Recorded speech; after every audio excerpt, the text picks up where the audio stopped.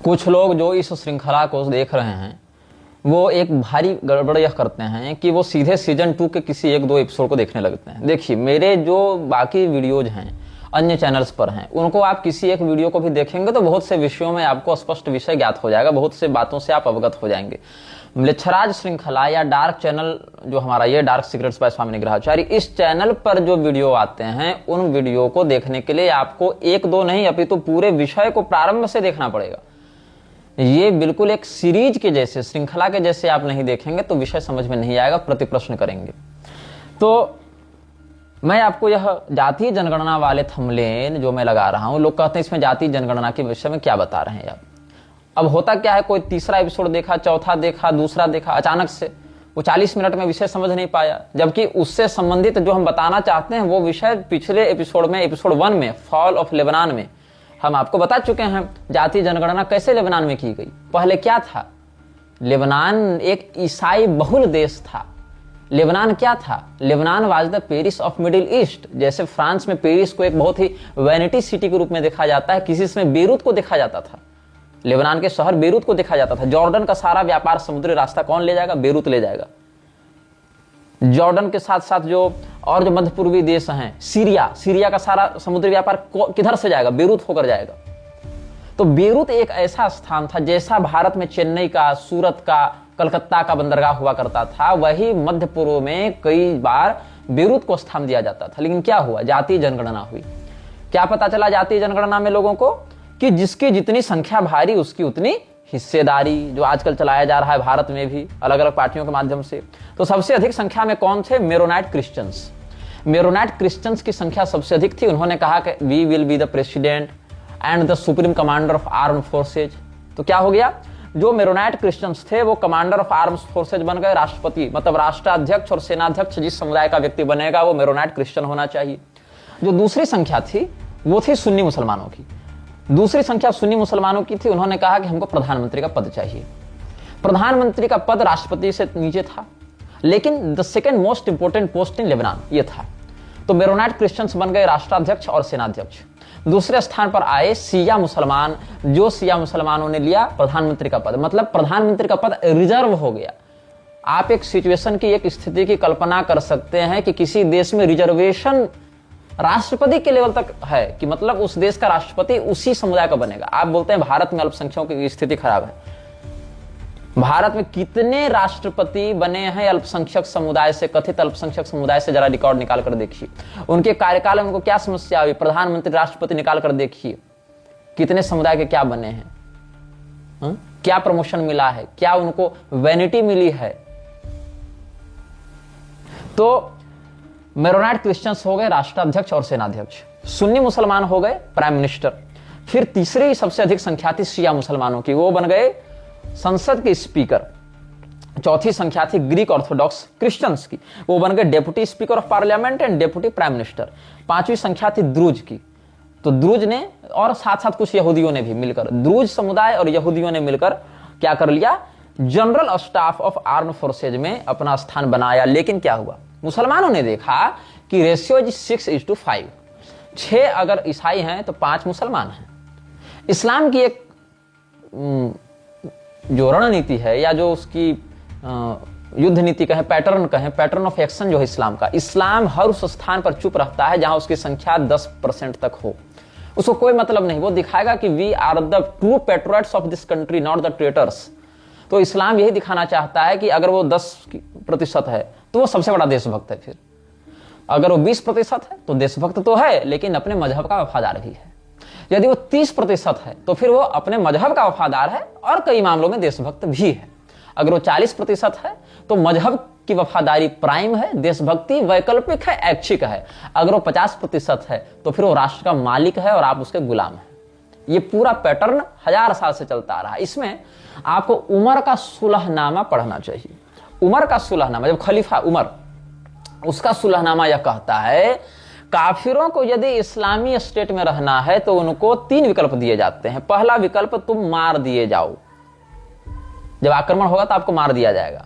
यह नॉर्मलाइज्ड विकल्प है, क्योंकि काफिर को मारने से सवाब होगा, सवाब का बदला जन्नत मिलेगा, फिर 72 हुर एंड दिस एंड दैट सब मिलेगा उसको। अगर आप बचना चाहते हैं, अब ऑब्वियस बात है कि आप मरना नहीं चाहेंगे, आप बचना चाहेंगे, तो बचने के लिए फिर आपके पास दो विकल्प हैं। या तो आप इस्लाम अपना लीजिए, जो कि एक अपेक्षाकृत कम दर्द वाला रास्ता भौतिक दृष्टिकोण से होगा।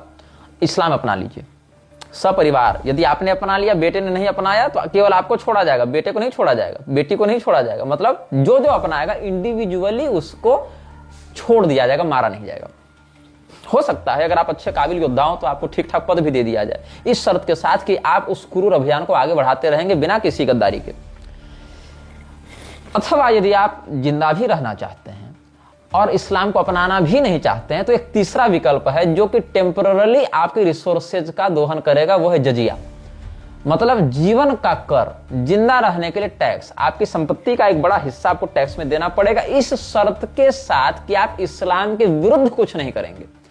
लेकिन यदि आपने इस्लाम के विरुद्ध कुछ किया तो न केवल आपको बल्कि आपके पूरे परिवार को, और कई मामलों में आपके परिवार की कई पीढ़ियों को भीषण दंड दिया जाएगा, ताकि कोई भी व्यक्ति आपके सहयोग में ना आ सके। फॉर एग्जाम्पल, उमर का सुलहनामा यदि हम आपके मोहल्ले में अप्लाई करते हैं तो क्या होगा? ऑन द प्रायर बेसिस पहले आक्रमण होगा, अटैक हुआ, अटैक होने के बाद आप हार गए, क्योंकि लड़ने की प्रवृत्ति आपकी थी नहीं, आप हार चुके हैं। हारने के बाद जो जीवित बचे, जो मर गए वो तो अलग बात है, जो जीवित बचे उनके पास दो विकल्प, कन्वर्ट इनटू इस्लाम और जस्ट पे द जजिया। अब आप जजिया चुका रहे हैं, जजिया चुकाते हुए आपको लग रहा है कि हमने बहुत बड़ी बाजी मार ली, पैसा ही तो जा रहा है, धर्म तो बचा हुआ है, तो हम जीत गए। हालांकि आप जीते नहीं हैं। अब यदि अगला आपकी बहू बेटी उठाकर ले जा रहा है, आप विरोध नहीं कर सकते हैं, क्योंकि वो उसका हक है। मतलब वो आपके परिवार के साथ बलात्कार करना अपना हक मानते हैं, वो हक उनको अल्लाह ने दिया है बाकायदा डाउनलोड करके आकाशीय किताब से। तो अगर आप उनके हक के आड़े आते हैं तो आपके हक को अगर कोई छीनेगा तो आप तो लड़ेंगे ना, तो अगला अगर आपको मारेगा तो क्या बुरा है। दूसरी बात, आप जाएंगे कोर्ट में, शरिया कोर्ट, काजी के पास जाएंगे। अब काजी के पास इन केस आप कल्पना कीजिए आपकी बेटी का बलात्कार हुआ, अब पहुंचे आप अदालत कि हमारे साथ अन्याय हुआ है, तो बलात्कार करने से पहले लोग क्या करते हैं, उसको यह कहते हैं अगर तुम कलमा पढ़ लो तो हम तुम्हारे साथ कुछ नहीं करेंगे। अब वो बेचारी कलमा पढ़ चुकी है, मतलब इस्लाम पर ईमान ला चुकी है, तब बलात्कार करेंगे। कई मामलों में ऐसा होता है। हालांकि कलमा पढ़ने के बाद बलात्कार करना निषिद्ध है कुरान में भी, लेकिन फिर भी वो अपने घर के लोगों को नहीं छोड़ रहे तो आपको क्या छोड़ेंगे, कर दिया। अब यदि, या फिर कई मामलों में बलात्कार करवाने के बाद कलमा पढ़वा दिया जबरदस्ती, जान की धमकी देकर। अब क्या होगा? दो सिचुएशन, बहुत ध्यान से सुनिएगा। किसी भी महिला के साथ बलात्कार हुआ है कि नहीं हुआ है, इसकी गवाही वो महिला खुद नहीं दे सकती है। मतलब आपके घर की महिलाएं अदालत में, शरिया अदालत में ये नहीं कह सकते कि मेरे साथ बलात्कार हुआ है, उसको प्रमाण ही नहीं माना जाएगा। प्रमाण प्रत्यक्षदर्शी को माना जाएगा। क्यों? इसके पीछे लॉजिक दिया जाता है, तो कोई भी महिला किसी पर आरोप लगा दे कि मेरा बलात्कार किया तो क्या सबको फांसी दे दें? तो इसीलिए पीड़ित का बयान प्रमाण नहीं माना जाएगा। ओके, लॉजिकल बात समझ में आ सकती है कि चलो हर व्यक्ति किसी को फंसाने के लिए ऐसा कह सकता है कि इसने मेरा रेप कर दिया, तो प्रमाण के प्रत्यक्षदर्शियों का बयान चाहिए। प्रत्यक्षदर्शियों के बयान के लिए क्या चाहिए? मुसलमानों का ही बयान। मतलब अगर 100 हिंदू हैं तो उनका बयान 0, एक मुसलमान उसका बयान मायने रखेगा, but not sufficient to give the verdict. तो उसके लिए कितने मुसलमान लगेंगे? बोले 4। मतलब कि अगर एक स्थान पर किसी महिला का सामूहिक बलात्कार, एक स्थान पर 1000 हिंदुओं के बीच में 10 मुसलमान कर रहे हैं, और वो महिला शरिया अदालत जाकर कहती है कि मेरा बलात्कार हुआ है, नो, ये एविडेंस मान्य नहीं होगा। एविडेंस क्या मान्य होगा? गवाह। 1000 हिंदू कह रहे हैं बलात्कार हुआ है, लेकिन नहीं, तुम हिंदू हो इसीलिए तुम बेईमान हो। एक शब्द आप बड़ा सुनते हैं, बेईमान, और बेईमान की बात का भरोसा नहीं होता है।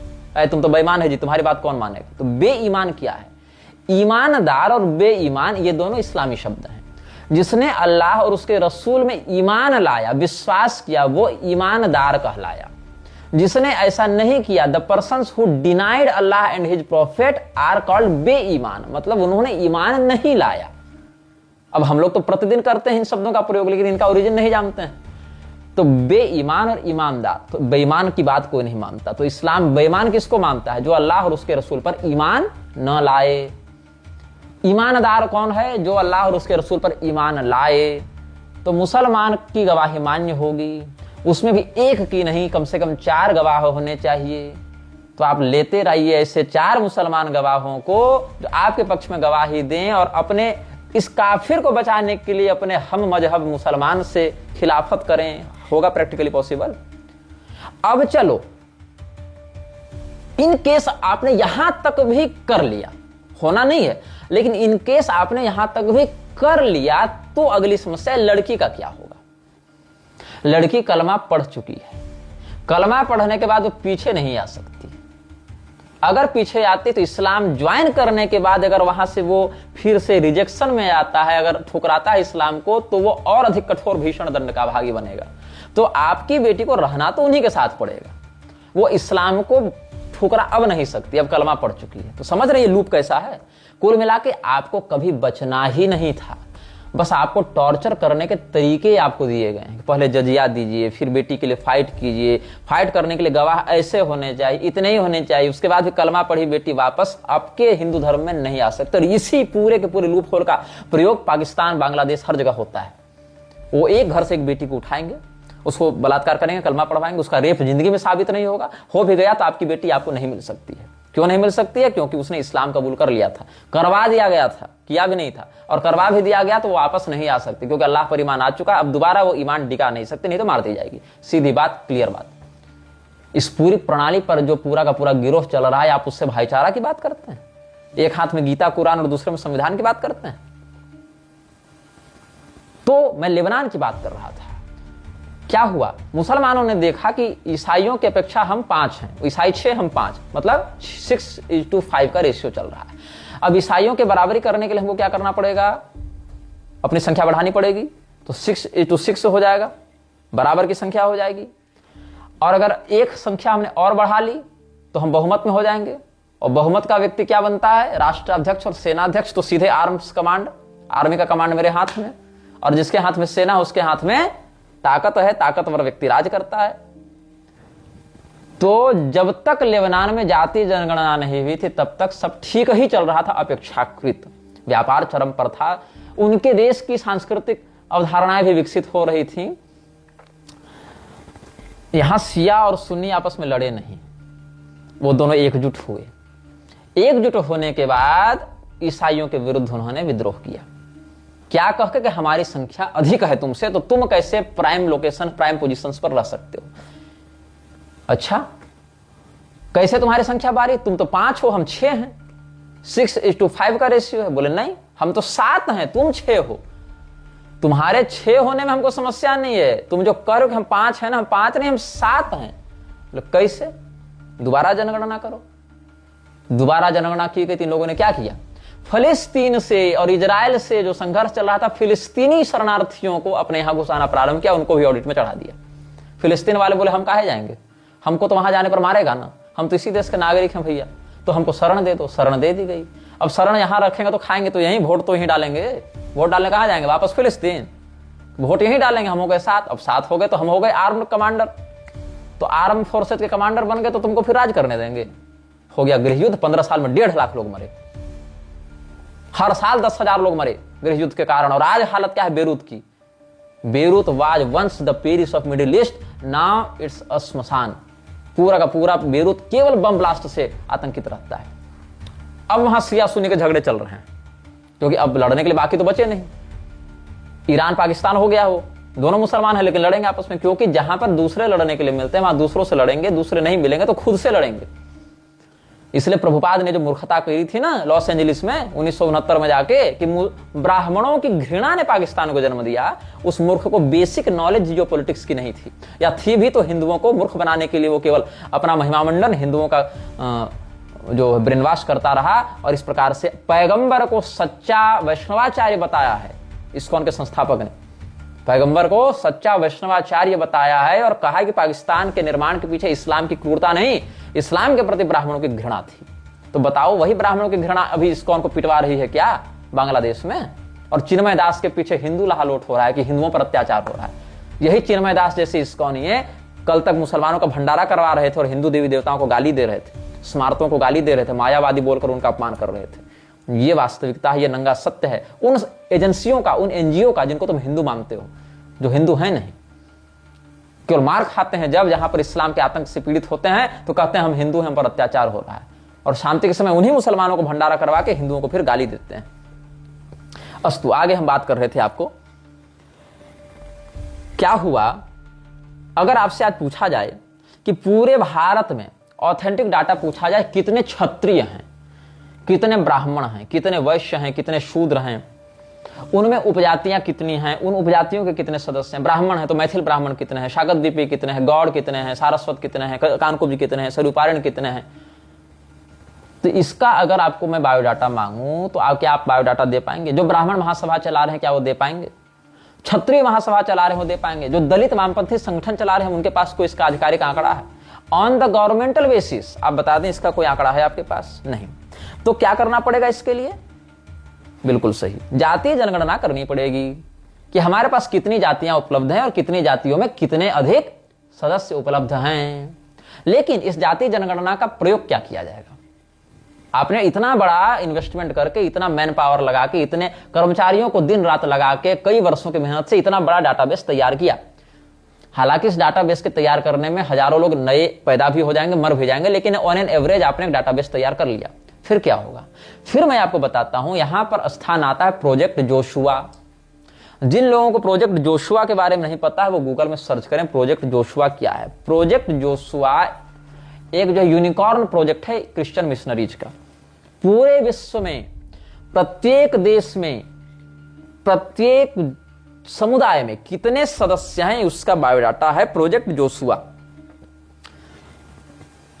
प्रोजेक्ट जोशुआ क्या करता है? ये रिकॉर्ड बताता है कि हम अभी तक पूरे विश्व को कितना ईसाई बना पाए हैं। प्रोजेक्ट जोशुआ क्या बताता है? दोनों तरफ से आक्रमण चल रहा है। इस्लाम गजवा ए हिंद पर, दारुल हरब पर चल रहा है। मतलब इस्लाम के अतिरिक्त पूरे विश्व में कोई भी फिरका नहीं, कोई भी मजहब नहीं रहेगा। Islam should be the one and only religion in this world, इसके अलावा कोई नहीं। तो उधर से वो अपना गजवाए हिंद करते हुए आ रहे हैं, दूसरी ओर से प्रोजेक्ट जोशुआ ईसाई चला रहे हैं। प्रोजेक्ट जोशुआ आपको अपडेट देता है इस बात की कि अभी तक हमने विश्व को कितना अधिक ईसाई बनाया है।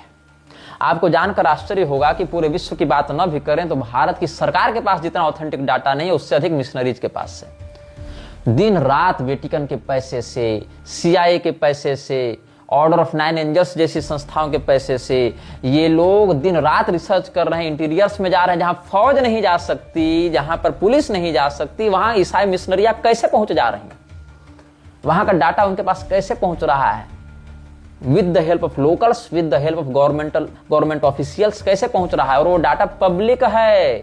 आंखें खोलो, ये जो दिन भर मोबाइल में रील देखते रहते हो ना, उससे बढ़ो, इंटरनेट का भी कुछ सदुपयोग करना सीखो।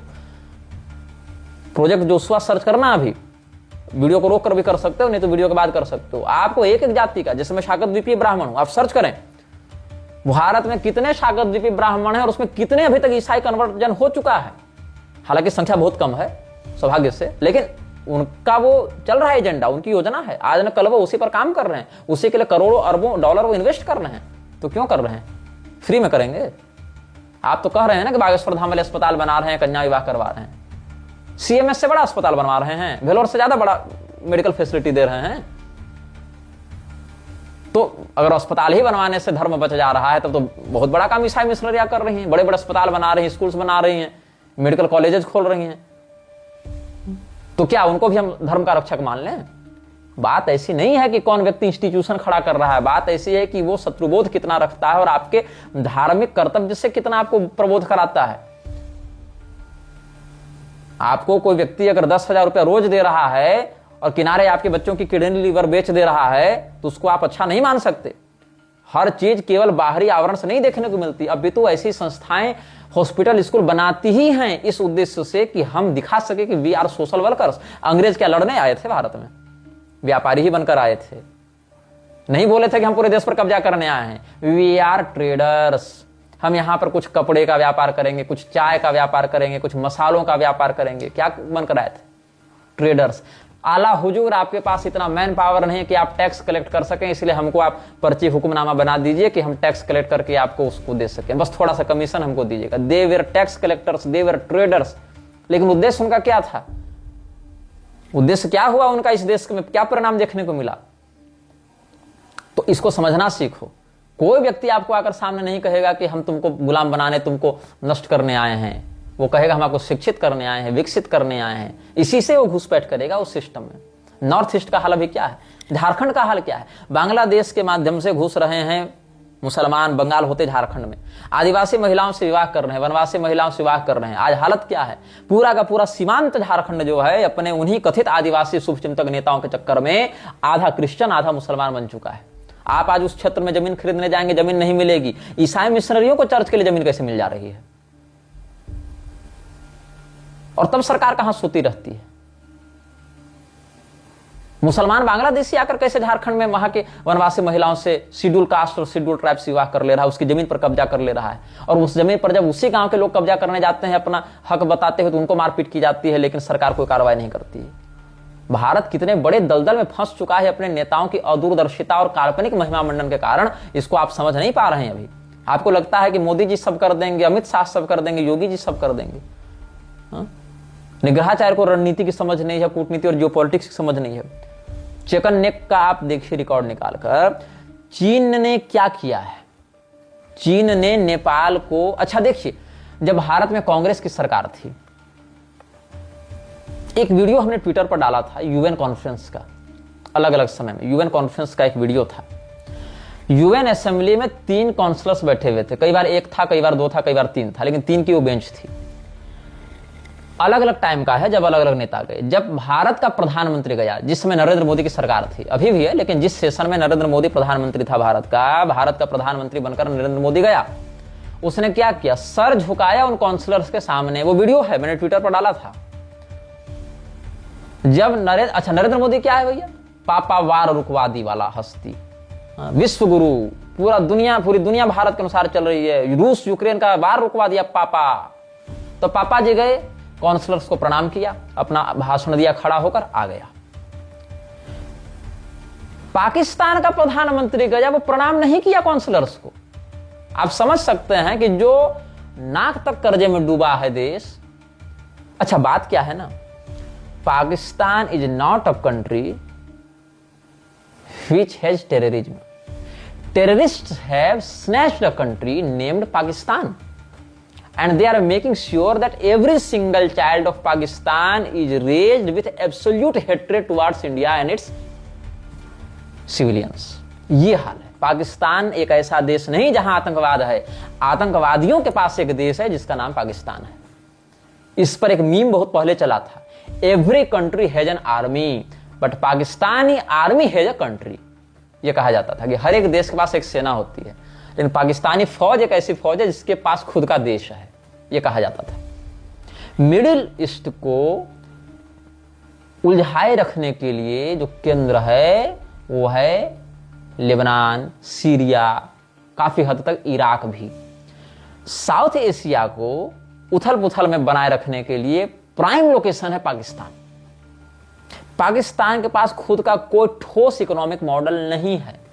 पाकिस्तान का पूरा इकोनॉमिक मॉडल कर्जे पर आधारित है, और उस कर्जे को एक इकोनॉमिक मॉडल के रूप में जब वो दिखाते हैं, थोड़ी बहुत इंडस्ट्रीज, थोड़ी बहुत बिजनेसेस, थोड़े बहुत प्रोडक्टिविटी, ये सब दिखाते हैं ताकि एक प्रेजेंटेशन दे सकें कि we are a country and running our country in despair, ये दिखाना चाहते हैं।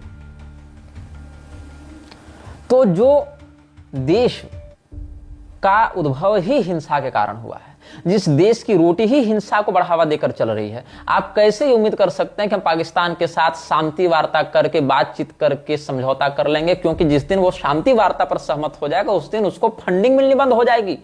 इंटरनेशनल ऑर्गेनाइजेशंस पाकिस्तान को टेरर फंड करती हैं। टेरर फंडिंग रुक जाएगी तो रोटी क्या खाएगा? इसीलिए उसको रोटी खाते रहने के लिए आवश्यक है कि वो गोलियां बरसाता रहे भारत पर, भारत को आतंकित किया रहे, from the western frontier and from the northern frontier in alienation with China.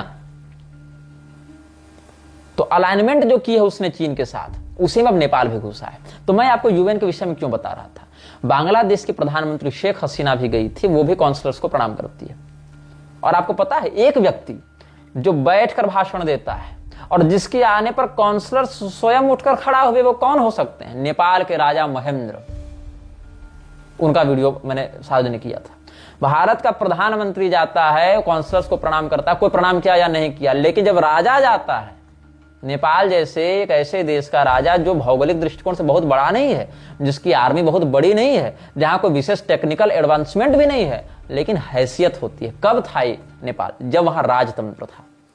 Congress सरकार के समय राव ने नेपाल में एक गृह युद्ध करवाकर नेपाल के राजतंत्र को समाप्त कर दिया। नेपाल का राजतंत्र समाप्त हो गया। दुष्परिणाम क्या हुआ, चीन ने तुरंत वहां पर माओवादी सरकार का गठन करवाया और आज नेपाल की स्थिति देख लो कि वहां इतना विद्रोह हो रहा है, इतनी अव्यवस्था हो चुकी है कि लोग उस शासन से त्रस्त होकर पुनः राजतंत्र की मांग कर रहे हैं। They were in much better condition in monarchy। तो राजा महेंद्र का वह प्रभाव था कि जब वो गए यूएन में तो काउंसलर्स उनके सम्मान में खड़े हुए कुर्सी पर बैठकर आराम से वो बोले, और बड़े बड़े विश्वगुरु लोग गए, उन्होंने काउंसलर्स को प्रणाम किया। खैर, मैं ये बता रहा हूं, नेपाल को चीन ने इतना कर्जा दे दिया है कि नेपाल अब उसके विरुद्ध नहीं जा सकता। नेपाल का भारत तक से सीमा विवाद चल रहा है। आप सोच सकते हैं कि भारत का जो इंटरनेशनल डिप्लोमेट रिलेशन है वो कितना कचड़ा हो रहा है। ये जो मास्टर स्ट्रोक और ये सब जो आईटी सेल प्रचारित करते रहते हैं ना, वैश्विक स्तर पर इसकी औकात तभी दिख जाती है जब टैरिफ वार शुरू कर देता है अमेरिका और सरकार भारत की उसको स्वीकार करने के अलावा कुछ नहीं कर पाती। आप इंटरनेशनल डिप्लोमेट होने का दावा करते हैं, आपसे शाहीन बाग नहीं हट पाया जी, आपसे शाहीन बाग नहीं हट पा रहा था, आपसे मणिपुर नहीं संभल रहा है। छोटा सा स्टेट है मणिपुर, उत्तर प्रदेश जैसा बड़ा भी नहीं है। आप वहां पर आर्म फोर्सेज का डिप्लॉयमेंट नहीं कर पा रहे हैं ठीक से, प्रभावी रूप से। आपको नेपाल तक धमकी दे रहा है। आप पाकिस्तान से क्या लड़ेंगे, न्यूक्लियर कंट्री से? पॉलिटिकली तो आप नहीं लड़ सकते। हाँ, भारत की आर्म फोर्सेज में क्षमता है कि पाकिस्तान को मिटा दे, लेकिन राजनीति ऐसा करने दे तब ना।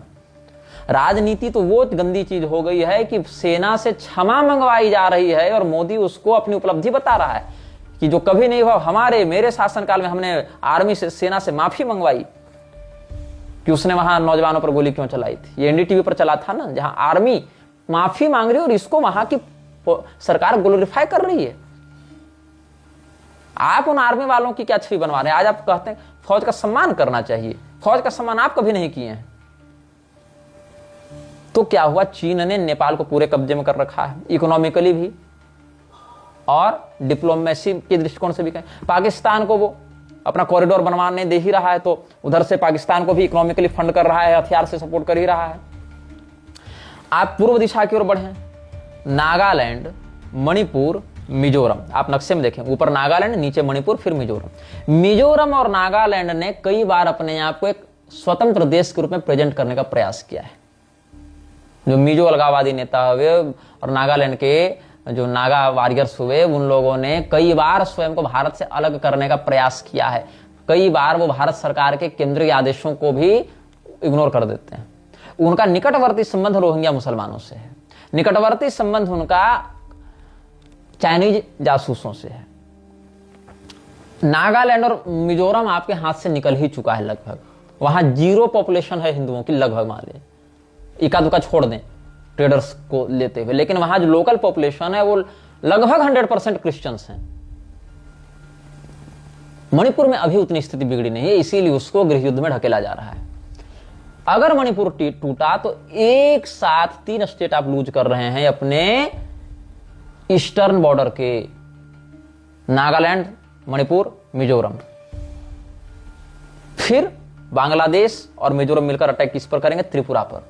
उधर अरुणाचल के ऊपर चीन नजर गड़ाए हुए है, और इतना भी जब आप अगर संभालने इधर से भेजेंगे ना, सीधा वार होगा। चीन करेगा नेपाल के माध्यम से 15 किलोमीटर इधर घुसपैठ, उधर बांग्लादेश के माध्यम से 15 किलोमीटर, 26 किलोमीटर सिलीगुड़ी चिकन्नेक कट गया। सिलीगुड़ी चिकन्नेक जहां 26 किलोमीटर आउट ऑफ नेटवर्क गया, वहां पर आप पूरा का पूरा 7 सिस्टर्स खो देंगे, पूरा नॉर्थ ईस्ट समाप्त आपके नियंत्रण से। अब आप कहेंगे कि फौज वहां पर जाएगी। फौज को सबसे बेसिक जो काम आता है वहां का लोकल सपोर्ट काम आता है। आपको क्या लगता है कि सिलीगुड़ी में जितने अवैध बांग्लादेशी रह रहे हैं वो फौज का समर्थन करेंगे कि बांग्लादेश का समर्थन करेंगे?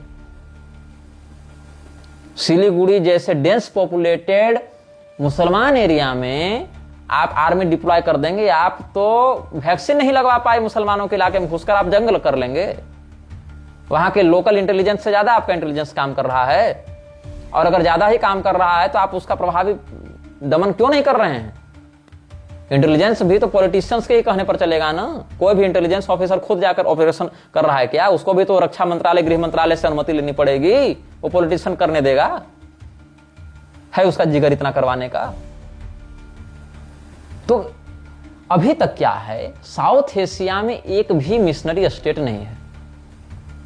साउथ एशिया में एक भी ईसाई देश नहीं है।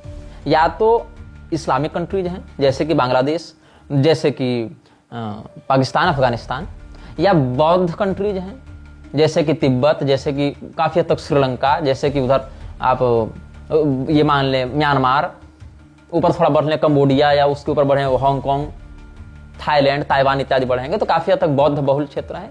ईसाई देश एक भी नहीं है दक्षिण एशिया में। या फिर भारत जैसे हिंदू बहुल देश जिनको खुद को हिंदू राष्ट्र कहने में शर्म आती है, वो स्वयं को सेकुलर कहना ज्यादा पसंद करते हैं। नेपाल जैसे देश जो भूतपूर्व हिंदू राष्ट्र हैं और हिंदू राष्ट्र की घोषणा करवाने के लिए तड़प रहे हैं। खैर, लेकिन कुछ भी हो, अभी तक एक भी ईसाई देश भारत में नहीं है, वह भारत के आसपास नहीं है, ऑफिशियली नहीं है। अब यदि मणिपुर टूटता है, नागालैंड और मिजोरम पहले से लगभग 100% ईसाई बन चुके हैं और कई बार भारत से स्वयं को अलग करने की घोषणा करते रहते हैं।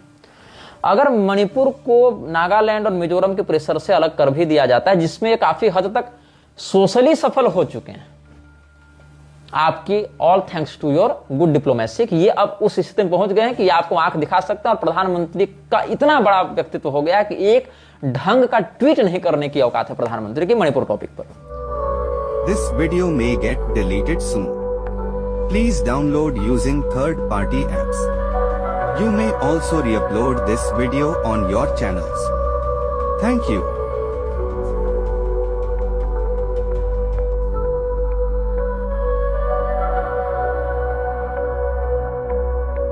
यह वीडियो जल्द ही हटा दिया जा सकता है। कृपया थर्ड पार्टी ऐप्स का उपयोग करके डाउनलोड करें। आप इस वीडियो को अपने चैनल पर फिर से अपलोड भी कर सकते हैं।